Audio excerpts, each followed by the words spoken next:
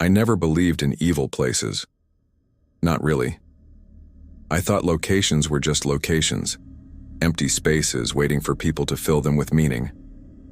But after what happened on Devil's Backbone in the fall of 2019, I know better now. Some places remember, and some places are hungry. My name's irrelevant now, but back then I was a wildlife photographer working on a documentary project about Appalachian biodiversity. Devil's Backbone isn't its real name. Locals call it that because of how the ridge looks from below, like vertebrae pushing up through the Earth's skin.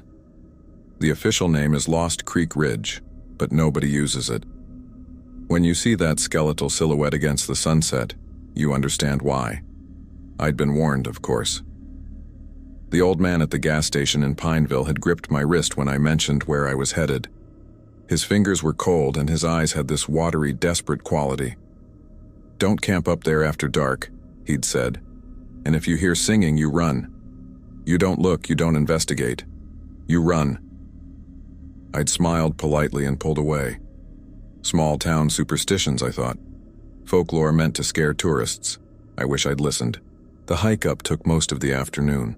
October in Appalachia is beautiful. The trees were burning with color and the air had that crisp edge that makes you feel alive. I found a clearing about 2 miles up the trail, flat enough for my tent with a decent view of the valley below. Perfect. I set up camp, took some photos of the surrounding forest, and settled in as the sun began to sink. That's when I noticed the crosses. They were small, maybe 6 inches tall, made from twigs bound with what looked like old twine or hair. I counted 13 of them arranged in a circle around a flat stone about 20 feet from where I'd pitched my tent. Weird, but not immediately alarming. Probably some local ritual or memorial. I photographed them and went back to preparing dinner. The sun dropped fast once it touched the ridgeline. One moment there was light and the next the forest was soaked in that thick blue-gray dusk that makes distances hard to judge. I lit my camp stove and heated up some soup, trying to ignore the way the shadows seemed to pulse at the edge of my vision. That's when the singing started. It was faint at first, so quiet I thought it might be wind moving through the trees. But wind doesn't carry melody, and wind doesn't sound like a child's voice. The song had no words I could understand, just a high, thin tune that seemed to come from everywhere and nowhere at once. It made my teeth ache. I stood up, soup forgotten, and turned slowly in place. The voice seemed to circle me, moving through the trees. My rational mind scrambled for explanations, hikers, a radio, some acoustic trick of the geography. But my body knew better. Every hair on my arm stood up, and my mouth went dry. "Hello?" I called out. My voice sounded small and stupid. "Is someone there?" The singing stopped. The silence that followed was worse. It was too complete, too heavy. No insects, no birds, no rustling leaves, just my breathing and the hammering of my heart. Then I heard footsteps. They were light, almost delicate, coming from my left, moving through the underbrush in a way that suggested a child's gait, quick and uneven. I grabbed my flashlight and pointed it toward the sound, but the beam seemed to die after just a few feet, swallowed by darkness that felt solid. "Who's there?" I tried again, and this time my voice cracked. The footsteps stopped. For maybe 10 seconds, nothing happened. Then from behind me, much closer. "Are you lost?" I spun around so fast I nearly fell. Standing at the very edge of my campfire's light was a little girl. She couldn't have been more than 8 or 9, wearing a dirty white dress that hung past her knees. Her feet were bare. Her hair was long and tangled with leaves and twigs. But it was her face that made my blood freeze. She had no eyes. Where her eyes should have been, there were just smooth stretches of skin like she'd been born without them. But she was looking at me. I could feel it. Her head tracked my movement with perfect precision. "I'm not lost," I managed to say. "I'm camping. Are you okay? Where are your parents?"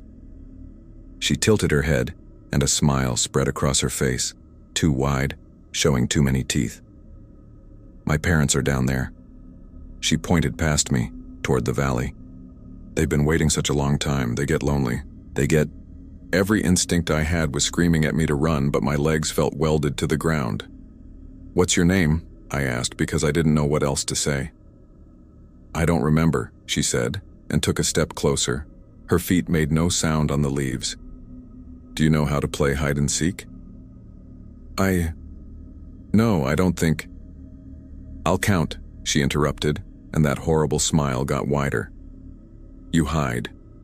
If I find you before sunrise, you have to stay here with us. If you make it till morning, you can leave. Those are the rules." "I'm not playing any game," I said, trying to sound firm. "You need to tell me where your parents are so I can—" "One," she said. Something in her voice changed. It got deeper, older, layered with other voices underneath. The temperature dropped so fast I could see my breath. "Two." I broke. I don't remember making the decision to run. My body just moved. I sprinted away from the camp, away from that thing wearing a child's shape, crashing through the underbrush in blind panic.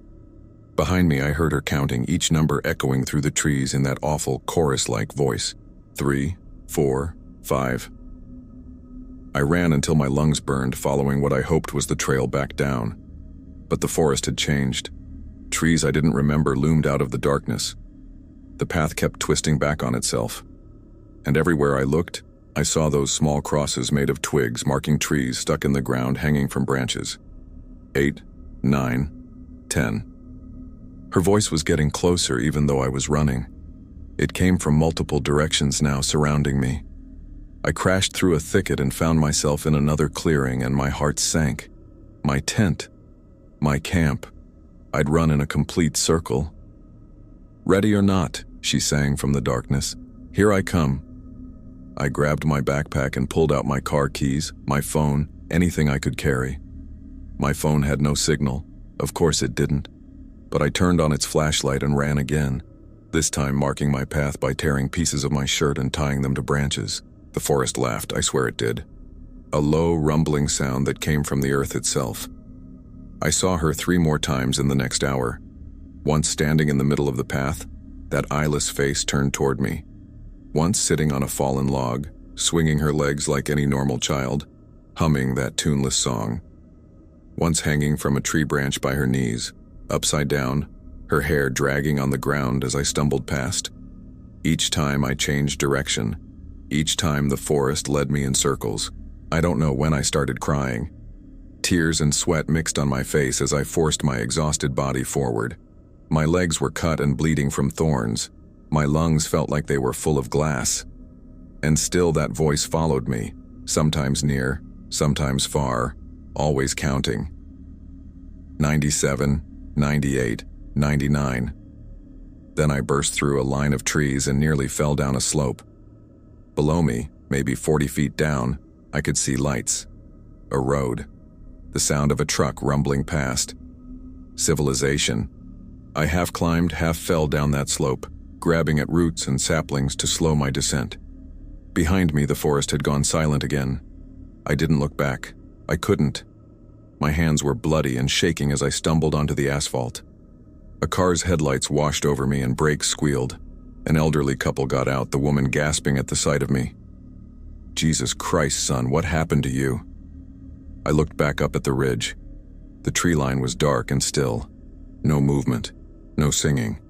But I could feel her up there, watching, waiting. "Devil's backbone," I managed to say. I was on Devil's backbone. The old man's face went pale. He and his wife exchanged a look I couldn't read. Then he put a hand on my shoulder. "Get in the car. We're taking you to town." As we drove away, I stared out the back window at the ridge's silhouette against the starlit sky. For just a moment, I saw a small figure standing at the tree line, still and patient. She waved. I never went back for my equipment. The rangers who went up the next day found my tent exactly where I'd left it, untouched. But the circle of crosses was gone. In their place was a new cross, larger than the others, made from what they said looked like human finger bones. They marked the case as wildlife interference and lost property, but the ranger who called to tell me, her voice was shaking. "Listen," she said quietly, before hanging up. "Whatever you saw up there, whatever happened, Forget about it. People who go looking for answers on that ridge don't come back right, if they come back at all. I tried to forget. I really did. But some nights, usually around October when the air gets that same crisp edge, I wake up to the sound of counting. Distant at first, then closer. A child's voice layered with something ancient and patient, calling out numbers in the dark. She's still playing, and I'm starting to think the game never ends. That everyone who's ever heard that counting is still being hunted, still trying to make it to sunrise while she searches through the dark spaces of the world. I moved to the city, to the brightest, most crowded place I could find, but darkness finds its way in everywhere. In basement stairwells and parking garages at night, in that moment when you're alone in your apartment and you hear something move in the room you thought was empty. Last week I found a small cross made of twigs on my apartment doorstep, just sitting there waiting. She's getting closer, and I don't think sunrise is going to save me this time. If you're reading this, if you're planning to go hiking anywhere in Appalachia, please listen. If you hear singing in the woods, run. If you see crosses made of sticks, leave immediately. And if a child with no eyes asks you to play hide and seek, don't answer. Because some games, once you start playing, you can never stop. And she's very, very good at finding people. I never believed in curses. Not until I spent 3 nights on Devil's Backbone Ridge in the fall of 2019. What happened up there changed me in ways I still can't fully explain. And some nights, when the wind howls just right, I can still hear that sound, the one that doesn't belong to any animal I've ever known. My name's irrelevant now, but back then, I was a folklore researcher documenting Appalachian legends for my graduate thesis. Devil's Backbone was the crown jewel of my research, a narrow ridge in eastern Kentucky where the trees grew twisted and locals refused to go after dark. The stories about that place were consistent, which was rare. Usually ghost stories change with each telling, but not these. Everyone described the same thing, a presence that walked the ridge at night, something that knew your name before you ever spoke it. I arrived in the nearby town of Harlan on a Thursday afternoon in late October. The moment I mentioned Devil's Backbone to the motel clerk, her face went pale. She was a woman in her 60s, with kind eyes that suddenly turned hard. "You're not actually going up there," she said. It wasn't a question, just for research, I assured her. "I'll be staying in the old ranger station. It's been cleared by the Forestry Service." She leaned across the counter, close enough that I could smell cigarette smoke on her breath. "My cousin went up there in 2003, came back different, wouldn't talk for 2 weeks straight. When he finally did speak, all he'd say was, 'It knows, it knows, it knows,' over and over until they had to sedate him." I thanked her for the warning and took my key. I'd heard dozens of stories like that, dramatic, designed to scare outsiders. I didn't believe any of them. I should have. The drive up the mountain took 40 minutes on a road that barely deserved the name. My car scraped bottom twice, and by the time I reached the old ranger station, the sun was already sinking behind the ridge. The station was a small wooden structure that hadn't been used in years, but it was weatherproof and had a wood stove. It would do. I spent the first night organizing my equipment and reviewing the local testimonies I'd collected. The most common story involved hikers who heard footsteps matching their own pace, always just behind them. But when they turned around, nothing was there. Others reported finding their campsites rearranged while they slept, tents facing different directions, gear moved to impossible locations. Around midnight, I heard my first strange sound. It came from the woods behind the station, a low, rhythmic thumping, like someone beating a drum with their fist. It lasted maybe 30 seconds, then stopped. I recorded it, told myself it was a woodpecker or a territorial animal, and went to sleep. The second day, I hiked the ridge itself. Devil's Backbone earned its name honestly. It was a razor-thin stretch of land with steep drops on both sides, maybe 2 miles long. The trees up there grew in unnatural shapes, bent and twisted as if trying to escape the ground. The air felt different too, thicker somehow, harder to pull into my lungs. I was about halfway along the ridge when I found the first marker. It was a small cairn of stones, deliberately stacked, with what looked like teeth embedded in the top stone. Not animal teeth. Human molars, yellowed with age. My hands shook as I photographed it. There were 6 more cairns spaced along the ridge, each one containing teeth. I documented them all, fighting the urge to run back to the station. This was exactly the kind of discovery my thesis needed. Physical evidence of ritual behavior, not just stories. I made it back to the station just before dark. That night, the sound started in earnest. It began with footsteps on the roof. Slow, deliberate footsteps, pacing back and forth above my head. I grabbed my flashlight and went outside, circled the entire building. Nothing. No ladder, no tree branches close enough to reach the roof, no tracks in the soft earth around the foundation. I went back inside. The footsteps continued for another hour, always moving, never stopping. Then they descended the wall. I heard each footfall distinctly as whatever was up there walked down the side of the building like gravity meant nothing to it. The footsteps stopped at the window beside my cot. I couldn't move, couldn't breathe.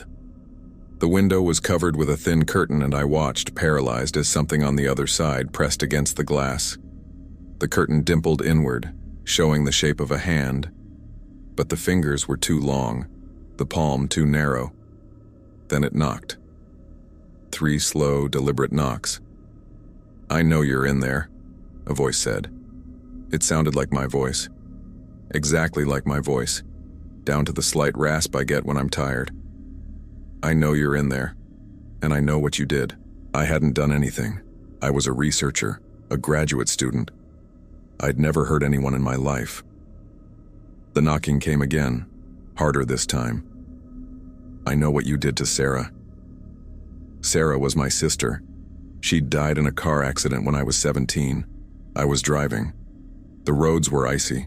I lost control. We hit a tree. It was an accident. Everyone said it was an accident. The police, my parents, the insurance company. An accident. "It wasn't an accident," my voice said from outside the window. "You knew the roads were bad. You knew and you drove anyway because you were angry at her. You wanted to scare her." That was true. God help me, that was true. We'd been fighting about something stupid, something I can't even remember now, and I'd accelerated into a turn just to make her gasp, to win the argument by frightening her. Then the car started sliding, and I couldn't stop it. "I didn't mean," I started to say. "Open the door," my voice commanded. "Open the door and confess. That's all you have to do. Open the door and tell the truth." I almost did it. I was halfway to the door when some survival instinct kicked in. I stopped, hand on the doorknob, and listened.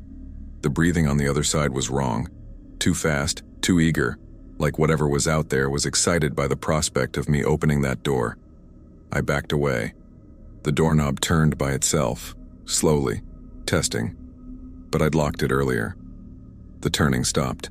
There was a long silence, and then I heard footsteps again, this time walking away from the station, heading toward the ridge. I didn't sleep that night. I sat with my back against the far wall, watching the door and windows until the sun came up. I should have left then, I know that now. But I was terrified that if I opened the door, it would be waiting for me. So I stayed, telling myself I'd leave at noon when the sun was highest. Around 10 in the morning, I heard a child crying in the woods. It was a little girl's voice, sobbing and calling for help. "Please," she cried. "Please, someone help me. I'm lost." I grabbed my phone to call for help, then realized I had no signal. I'd had no signal since arriving. The crying continued, getting closer to the station.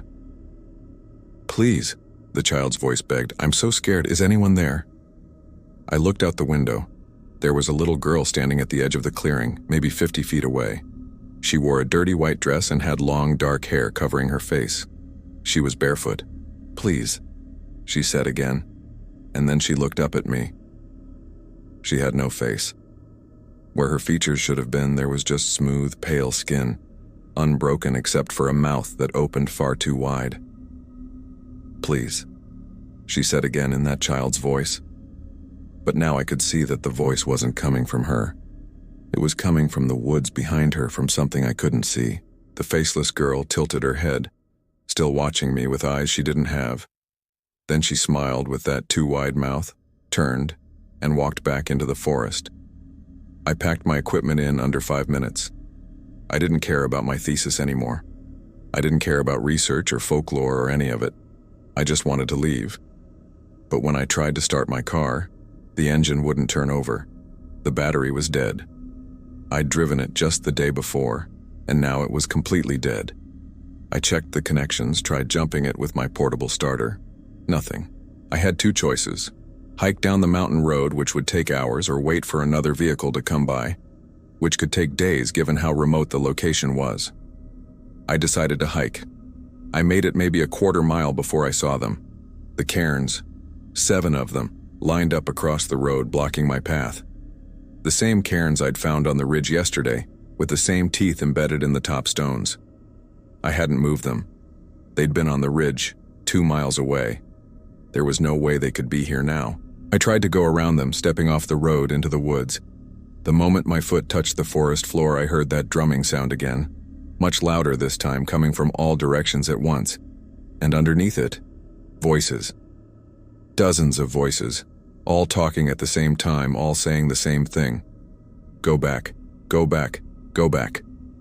I ran back to the station and locked myself inside. The drumming followed me, growing louder and louder until it felt like the sound was inside my skull. I covered my ears and screamed, but I could still hear it. Could still hear those voices chanting. Then suddenly it stopped. In the silence that followed, I heard footsteps on the roof again. But this time there were many of them, dozens of feet walking in a circle above my head, around and around the station. My voice spoke from outside again, but now it was joined by other voices. My mother's voice, my father's, Sarah's, all of them, all talking at once, all saying variations of the same thing. We know what you did. We know what you are. Come out and confess. I recognized the pattern then. This was a confession ritual. The teeth in the cairns, the voices demanding truth, the isolation. It was all designed to break someone down, to force them to admit their deepest sins. But to what? What was listening? Night fell. The footsteps never stopped. The voices never stopped. They talked all through the night, cataloging every mistake I'd ever made, every lie I'd ever told, every moment of weakness or cruelty. Things I'd forgotten, things I'd buried deep. They knew all of it. Around 3 a.m, I broke. I opened the door and screamed my confession into the darkness. I told them everything.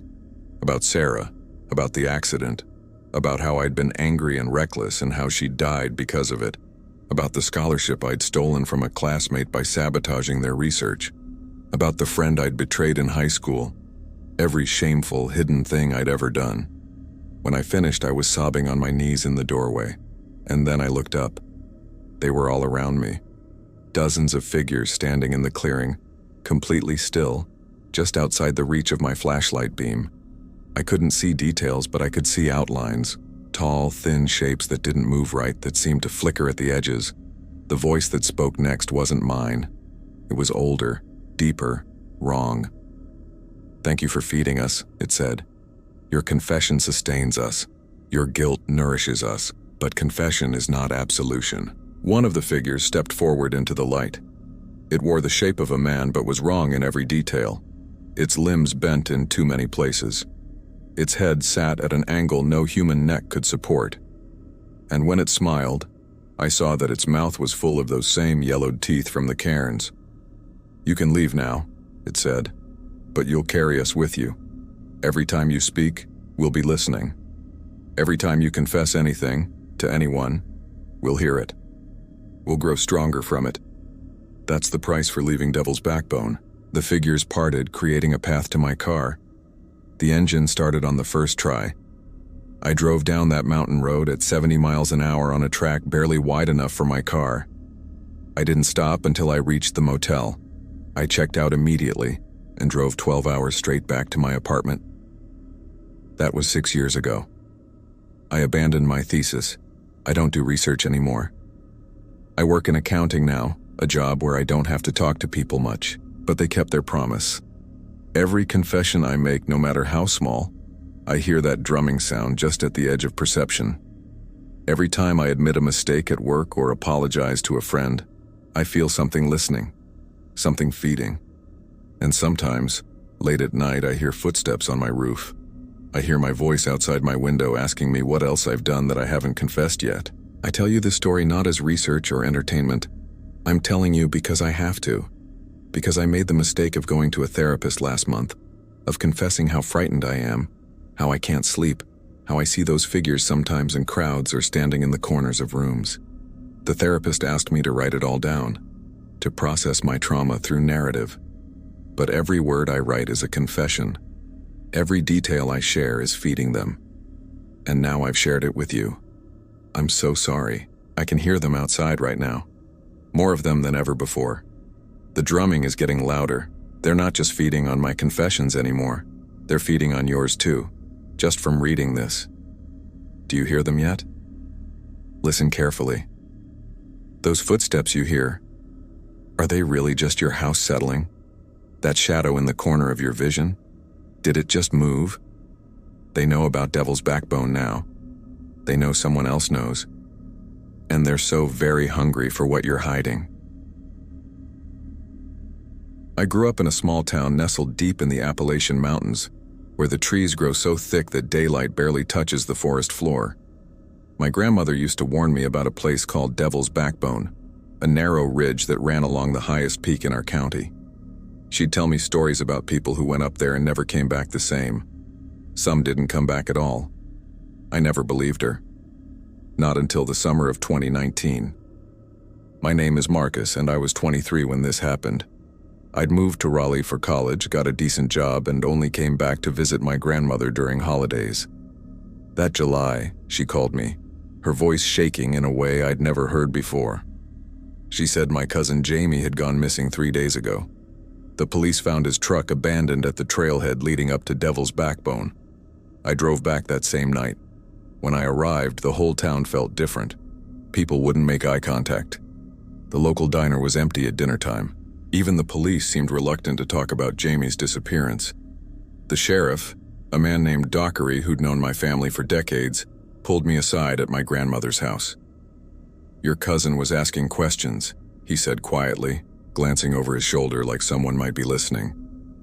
"About the old stories, about what's up on that ridge." "What stories?" I asked. Sheriff Dockery's jaw tightened. "The kind we don't talk about for good reason. Your grandmother knows. Ask her." But my grandmother wouldn't say anything more. She just sat in her rocking chair staring out the window at the mountains, her hands trembling as she clutched her Bible. That's when I knew something was seriously wrong. My grandmother wasn't the type to scare easily. I decided to go up to Devil's Backbone myself the next morning. Looking back, it was the worst decision of my life. The trail started innocently enough, a worn dirt path through oak and pine trees. The morning air was cool, and birds chirped in the branches overhead. But about a mile in, everything changed. The birdsong stopped completely. The temperature dropped at least 10 degrees, and I could see my breath misting in front of me even though it was July. The trees looked different too. Their bark was darker, almost black, and they grew at odd angles, twisting toward the sky like they were trying to escape something underground. I noticed strange marks carved into some of the trunks, symbols I didn't recognize, worn smooth by time and weather. I found Jamie's campsite around noon. His tent was still standing, but the inside was shredded, sleeping bag torn to pieces. His backpack lay open on the ground, contents scattered everywhere. What disturbed me most was his journal, lying in the dirt with pages torn out. The remaining pages were filled with frantic handwriting that got worse toward the end, the letters barely legible. The last entry made my blood run cold. They're not stories, it's real. I can hear them walking on the ridge at night, back and forth, always walking the spine. I need to see what they are. I need to know. I stuffed the journal in my pocket and kept climbing. The trail got steeper, narrower, until I reached the ridge itself, Devil's Backbone. It was exactly as the name suggested, a thin spine of rock barely wide enough for one person, with steep drops on both sides disappearing into thick fog. The ridge stretched ahead for maybe a quarter mile before vanishing into the mist. That's when I heard it. Footsteps, not animal footsteps, human footsteps. Slow, deliberate, coming from somewhere in the fog ahead of me. Back and forth, just like Jamie had written. "Jamie?" I called out, my voice swallowed by the mist almost immediately. The footsteps stopped. The silence that followed was worse than any sound. It was absolute, suffocating. Even the wind had died. I stood frozen on that narrow ridge, my heart hammering so hard I thought it might burst.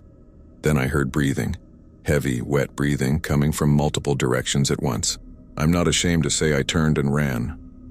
But the ridge was too narrow and I wasn't watching my footing. My boot caught on a rock and I went down hard, my head slamming against the stone. Everything went dark. When I woke up, it was night. Complete darkness surrounded me except for a faint reddish glow coming from deeper along the ridge. My head throbbed, and when I touched it, my hand came away sticky with blood. I must have been unconscious for hours. The smart thing would have been to climb back down. But that glow, I had to know. Something pulled me toward it, a feeling I can't explain, like being called home. I crawled along the ridge on my hands and knees, too terrified to stand. The glow got brighter, and I started to make out shapes in the darkness. Tall, impossibly thin figures standing along the ridge, spaced evenly like sentinels.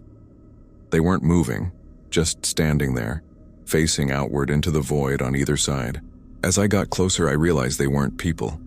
They were too tall, 8, maybe 9 feet, and their proportions were all wrong. Their arms hung down past their knees, and their heads were elongated, tilted at unnatural angles.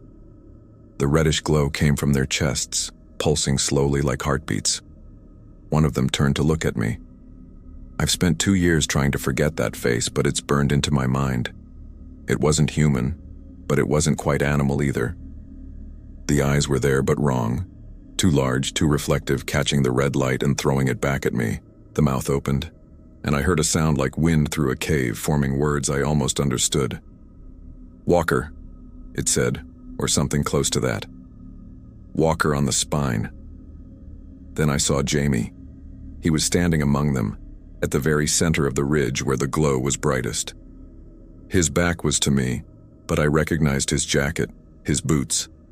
He was swaying slightly, back and forth, in rhythm with the pulsing red light. "Jamie!" I screamed. He turned around slowly, and I wished to God he hadn't. His face was slack, expressionless, but his eyes were the worst part. They had that same reflective quality as the creatures, that same reddish glow. His mouth opened, and he spoke in a voice that didn't sound like his own. Multiple voices layered on top of each other. "We walk the spine," he said. "We keep the balance. The mountain needs walkers. It's always needed walkers." The creatures around him began to move, their long arms reaching toward me. I scrambled backward, nearly falling off the ridge. One of them grabbed my ankle, its fingers cold and impossibly strong, pulling me toward them. I kicked and screamed, my other foot connecting with its head. The impact made a hollow sound, like hitting dried wood. Its grip loosened just enough for me to tear free. I ran blindly, not caring about the narrow path, expecting to plunge into the darkness at any second. Somehow I made it back to the wider section of trail. I ran until my lungs burned, until I couldn't hear those wet breathing sounds anymore, until the trees started looking normal again, and I could see the first hints of dawn through the branches.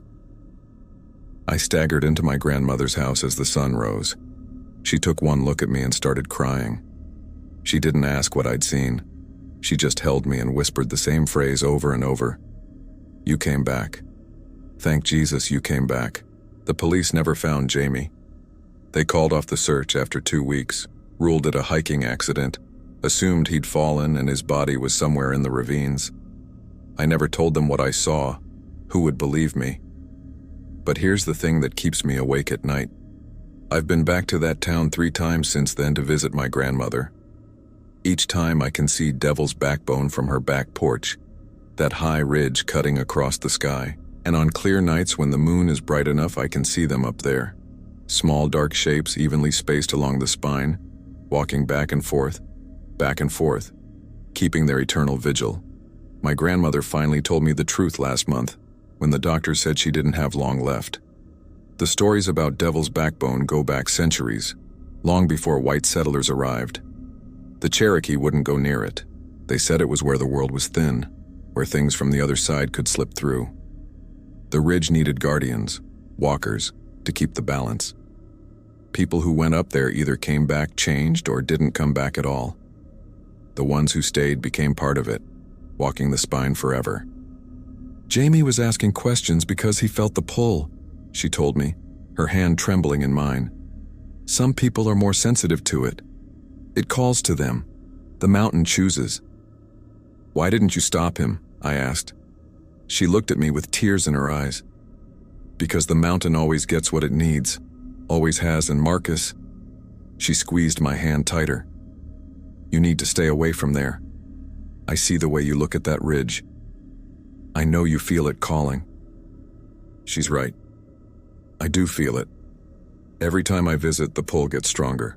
I catch myself staring at Devil's Backbone for hours, imagining walking up there again.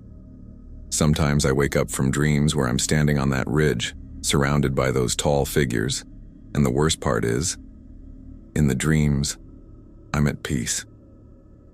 Last week I started planning another trip back home. I told myself it was to visit my grandmother before she passes, but I know the truth. I can feel Devil's Backbone calling me, the same way it called Jamie.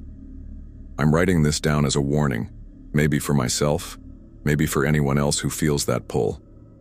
There are places in these mountains that don't follow normal rules, places where old things still walk, keeping balances we don't understand. My grandmother died yesterday. The funeral is in 3 days. I'm driving back tomorrow and I already know what I'm going to do. I'm going back up to Devil's Backbone. I need to see Jamie one more time. I need to understand why he chose to stay. And maybe I need to hear what the mountain is trying to tell me. If you're reading this and I haven't updated it, you'll know I made the choice. You'll know I joined the walkers on the spine, back and forth, forever keeping the balance.